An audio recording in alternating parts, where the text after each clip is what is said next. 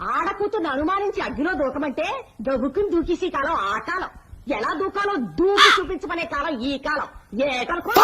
చిలకమ్మా నువ్వు వాళ్ళకుండు, ఇలా సెటప కారెత్తే గాని ఈ పీత బుర్రకి ఆతం ఎక్కదు. పీత బుర్ర? అవునయ్యా. ఎవరిని చూసి నువ్వు పీత బుర్ర అంటున్నావు? నిన్నేనయ్యా ముసలాడా. ఏమిటి నన్నే?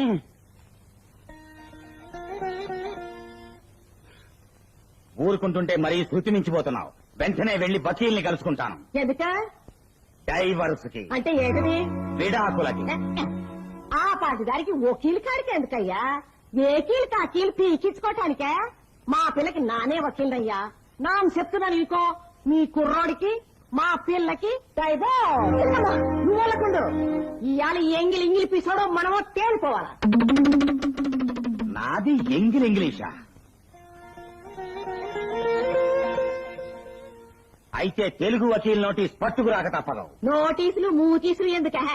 నీ మూతి మీద మీసం నిజంగా నీకు మొలిసిన సొంత మీసమే గనకైతే, నువ్వు నిజంగా నికార్సైన మొగాడివే గనకైతే, నీకు రోసం, ఉక్రోసం, ధైర్యం, తెగింపు ఇవన్నీ గాని వీటిలో ఏ ఒక్కటైనా గాని ఉన్నోడు అయితే చిలకమ్మా నువ్వు అనకుండు.